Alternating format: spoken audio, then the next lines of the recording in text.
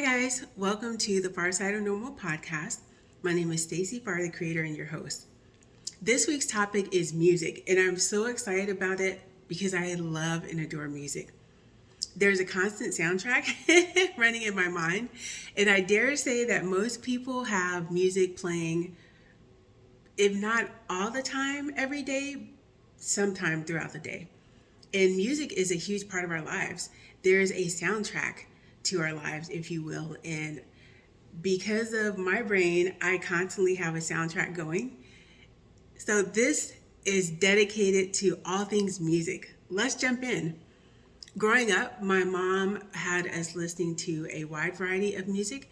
And mind you, I'm not going to date myself, but it was just back in the day. We'll say that. It was in the 1900s. How about that?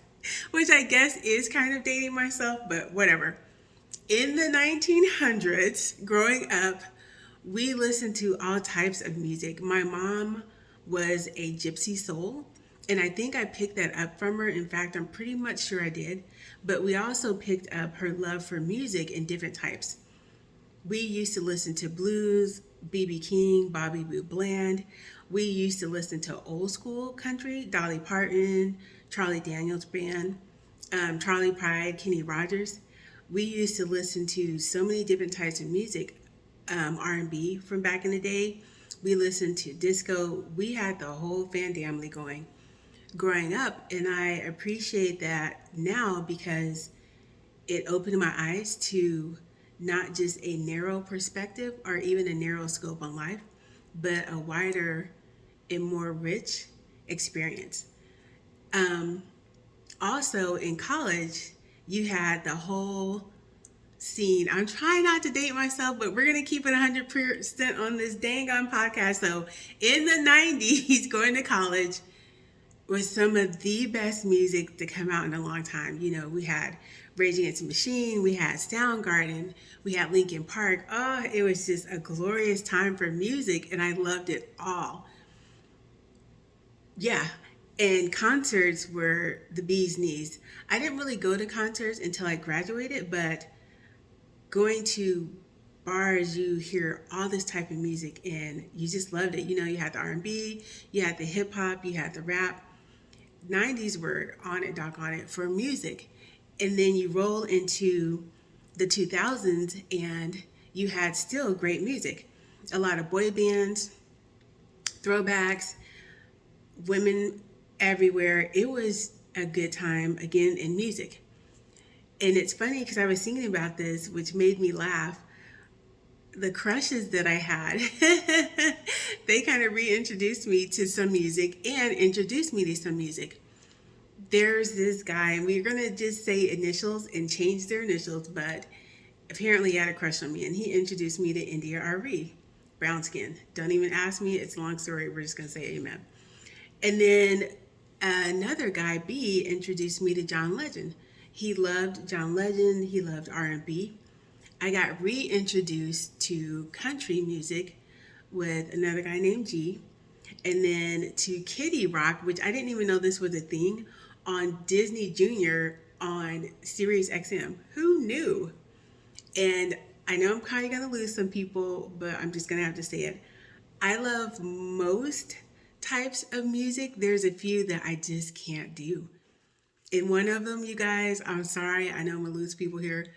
Worship music. It's so painful because it's so vanilla and so generic. I just can't do it. It makes me struggle. It just makes me struggle. I need something more.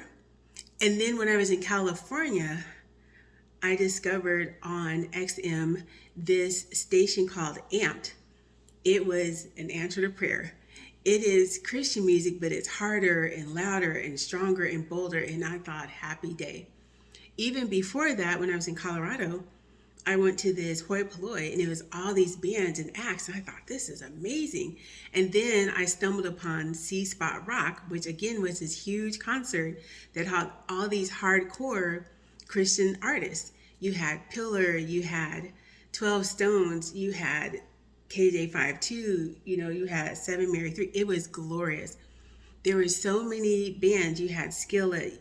You had, what was that song? It was So many groups, I can't even remember them all right now, but man, yeah.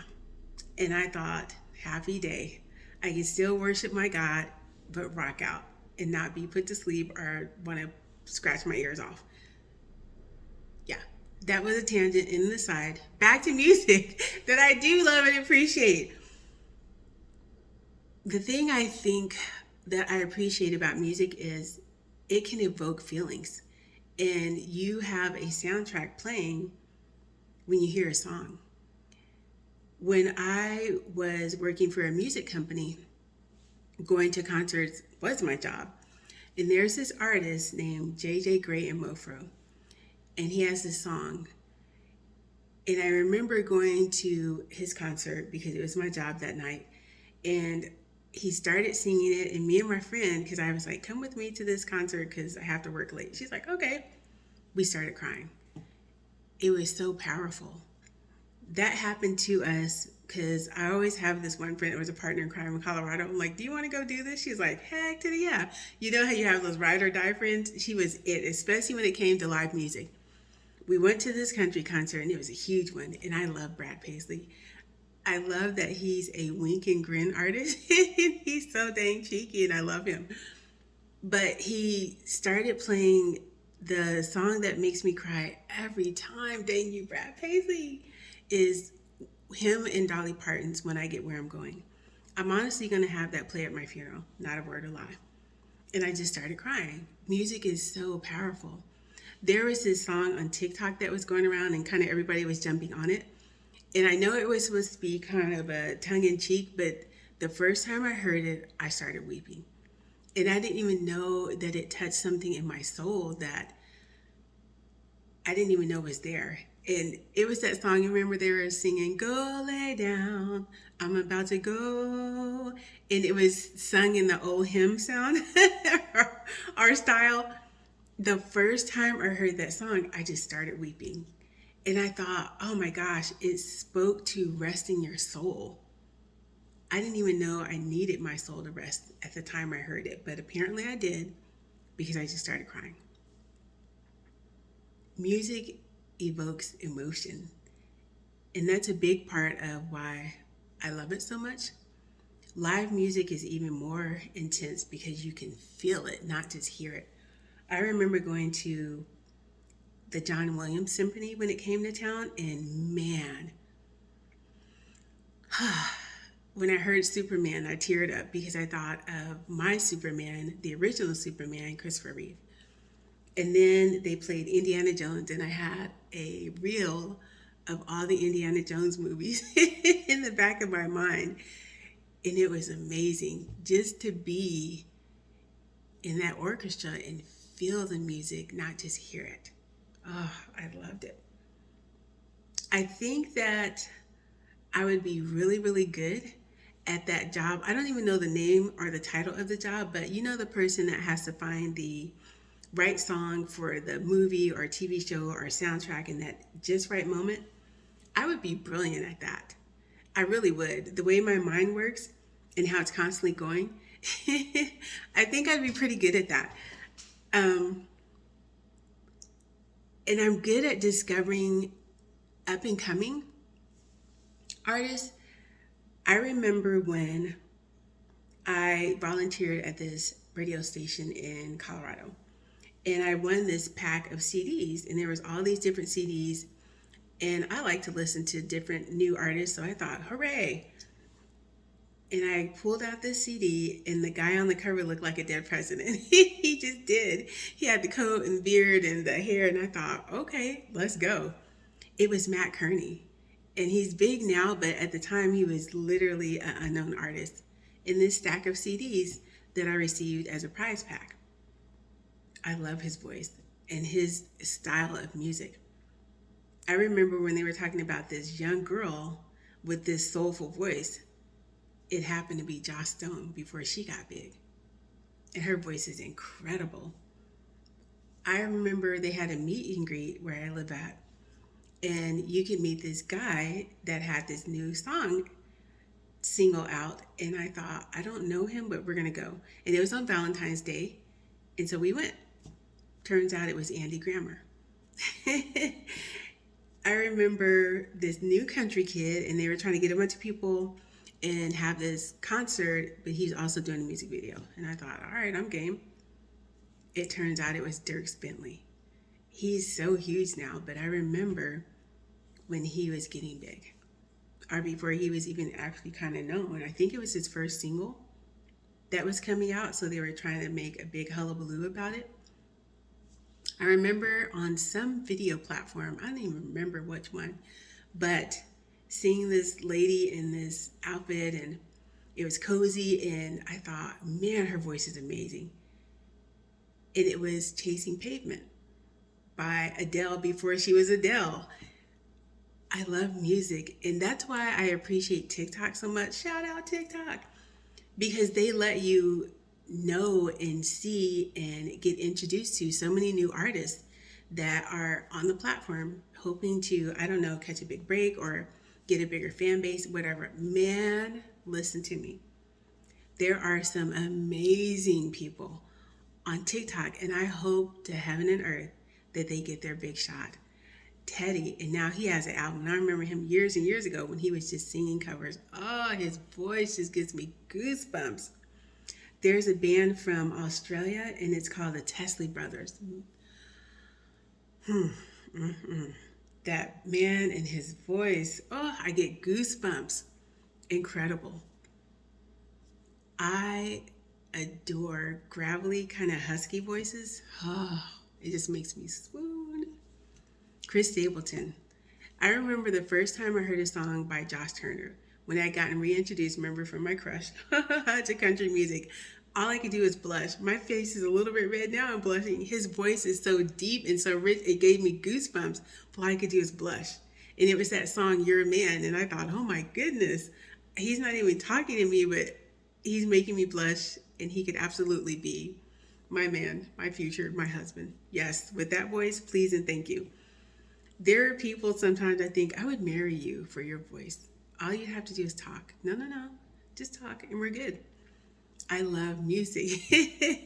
I think about some of the greatest songs that I've heard have been on TV shows, and I've been introduced to bands on TV show. Here's my shout out to Smallville. I love Smallville, and I was obsessed with Smallville because I thought it was clever and creative how it was an introduction to Superman before he became Superman, because superheroes come from somewhere, right? It was brilliant. Anyways, they had the best soundtrack. They actually put out a couple of CDs with the Talon was the little coffee shop that everybody congregated at. They actually put out a couple of CDs called the Talon Mix, and they had some really good songs.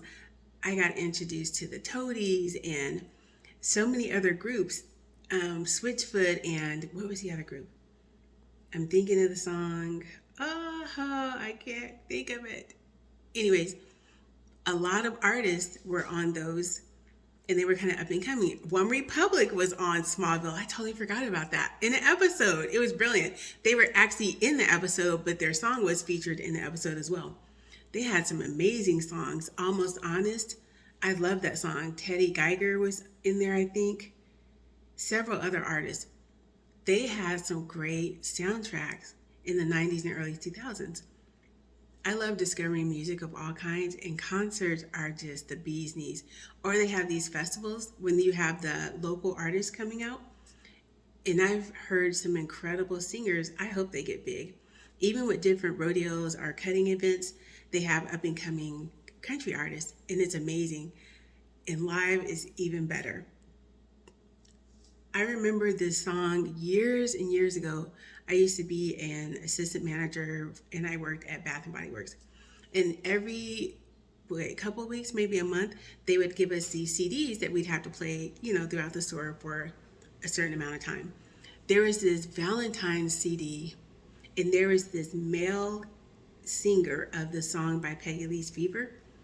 I don't know who that person was, and it sounded almost like Lou Rawls, but it wasn't. I know because I've searched and searched and searched, and I cannot find it, you guys. If anyone knows what I'm talking about, please tell me the male character or the male person that sings the song Fever.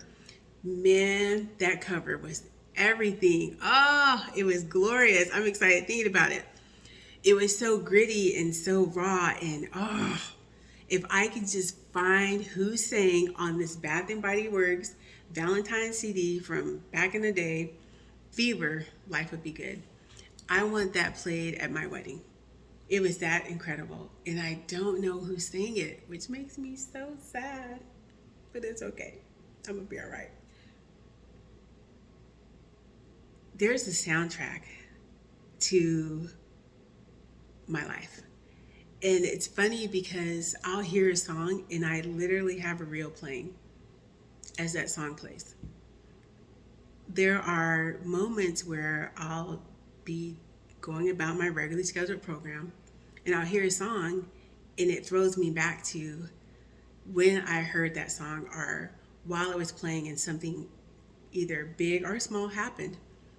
Little moments like that with songs make them even more meaningful, and I appreciate them.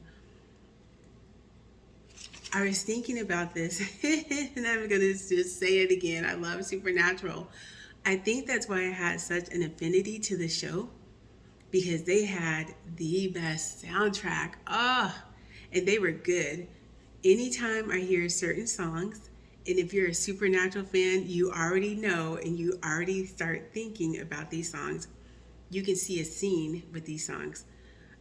Even though it wasn't the official song, it was our official song. Carry On My Wayward Sons by Kansas. It just is. But I also think of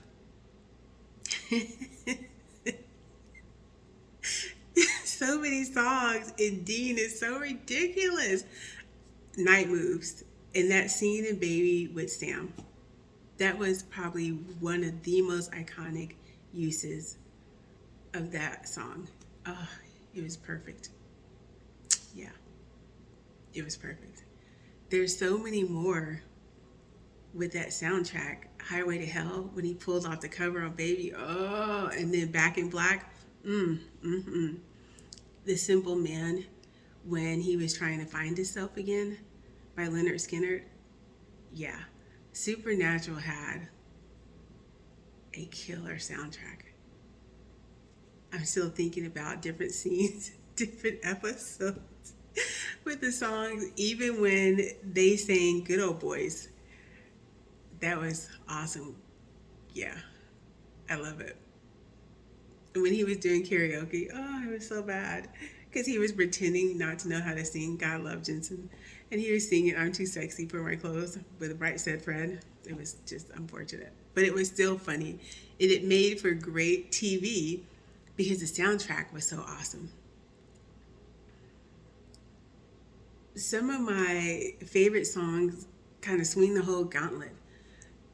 Frank Sinatra's The Way You Look Tonight. The Flamingos, I Only Have Eyes for You.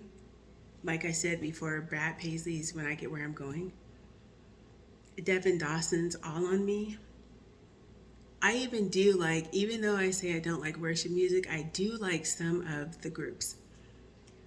Third Day, his voice, Mac Powell, I adore his voice. Casting Crowns, so many of their songs make me cry every single time.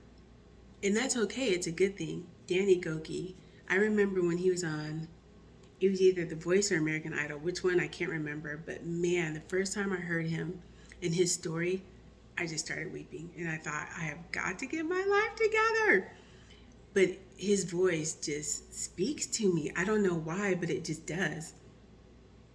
Matt Dusk, when I discovered him, I thought, yay, big band swing and jazz is back. Let's go. And I love it so much. It makes me so happy. Paramore. I love it. Yeah. I remember in college when I first heard Cult of Personality, and I thought, this song is awesome. And then I saw the video, because back in the day, they actually did play videos on MTV. Just saying, it was MTV, music television. There were videos, lots of them, for the whole day. Just putting it out there.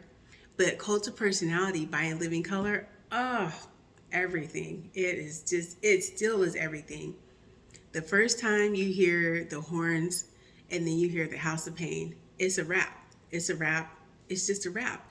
There are certain songs, no matter how old you are, where you're at, when you hear that song, it's going down. That is one of them. I always think about Montel Jordan's This Is How We Do It. You're just crowding the floor. Everybody bum rushes the floor, which makes me laugh because music, it transcends color and age and demographics. Music brings people together. That's why I love these big music festivals. I haven't been to a concert in probably a month of Sundays. No, last year when I went to the Kicks 99 Guitar Pool. But man, I used to go to concerts all the time, and they would have these concerts in Colorado called the Big Adventure. There would be probably 10 or 12 really big names and smaller names on different stages, and you'd be there all day and all night, and sometimes into the next day. It might be 2 days. Usually it was 1 or 2, depending on how big the bands were and how much time we had. Those were the best concerts because all day long, you just music, food, people dancing and swing dancing in the aisle. I remember when Big Bad Voodoo Daddy came out and they were there, and you saw all these people swing dancing, and over here you had the mosh pit because there was a hard rock. It was glorious to see the blending. I love it. There is nothing like live music for people watching. I remember going to see the Goo Goo Dolls. And the lead singer saw this girl down front, and he was like, God love you, honey. You just made me mess up. And everybody started laughing because he literally messed up the song. We're like, how do you not know your song? And then we're like, oh, you're noticing a pretty girl. Ha ha. That made me laugh. Lenny Kravitz sat down on the couch and chilled and had a conversation with us. And then he played and rocked out. And his drummer is everything. And it was so funny. He's like, we're going to play until they cut off the microphone because you have a time frame when you have to be done in Colorado. That was good time. It's so funny. I was blessed to be able to see B.B. King before he passed away. It was probably a year before he passed away. He was a character and a storyteller, and I am so grateful that I got to see him perform before he died. He was good, but he definitely was a character. I remember getting introduced to Kenny Wayne Shepherd at that concert. Listen to me when I tell you, that boy can play. Oh my gosh. And he has this stinger that man's voice just, goosebumps. That concert was everything. John Coltrane Trio was great. Last year I got introduced to the Black Violin. That was a whole event because I had not heard of them, and my sister had free tickets that she got from her friend at a radio station, I think. You want to go to this concert? Sure. I grabbed a couple of people, went to it, had incredible seats, and fell in love. They were amazing, and it was during the holiday season, so they were sampling some of their Christmas album. Man, that concert was lit. People were in the aisle dancing, people were shouting. It was amazing, all because I said yes. I'm wanting to constantly expand my horizon when it comes to music. I've been to bluegrass concerts that were incredible, big band and swing. Hard rock concerts are the best. The energy that you get, your ears ring for a couple of days. I'm just not gonna lie, but it's worth it. You're gonna be hearing loss impaired. Even with the earplugs, you walk out and my ears are ringing, but it was still worth it because it was awesome. And people watching is the best at concerts. There's this band called Roger Clyne and the Peacemakers. A friend of mine introduced me to. They were so much fun. Oh, they were incredibly fun. I love Cake. Cake You Eat, but Cake the band. And I've seen them a couple times. And the horn player, it's just dreamy. Yeah, I love music. I think that's why It is literally the third person, and I have a web series. And I haven't been able to film for years and years because of COVID and finances. It's a whole nother story. But in my web series, I call it the cleaners for short, but I remember thinking when I created this that it's going to be two main characters, but actually three because music was going to be the third person. It's that important. And it has been in the episodes and in the scenes. When I'm writing, I literally can picture the scene, but I also hear the music. I don't know if other people can do that. I think they can because you have to be able to create it and then make it happen. And music is a really big part of that, setting the tone, setting the mood. How many times have you gone to a horror movie and half the stress is the dang on music leading up to whatever is going to get God or whoever going to get God or whatever's going to happen? It's stressful. But if you don't have music, it's a little bit scary because you still jump and scream, but it's not as heart palpitating, your anxiety's on 25. No, it's just a scene in a movie. But with the music, now it's terror, it's anxiety, it's anticipation, it's dread, it's fear. Music. I don't remember where we were at, but I look over and I said, look, this person in the car next to us was full mode jam out. They're bouncing around, they're flipping their hair, they're doing hand moves and gestures. Their whole body is rocking out. And I don't even know what song because we couldn't hear because their window was rolled up. But it must have been a banger because they were on it, doggone it. And we watched them the whole light because we were at a red light. And all I could do is laugh because you do that. You're driving and then your song comes on. You're like, ooh, this is my jam. You turn it up and for however long the song is, 2 minutes, 3 minutes, whatever.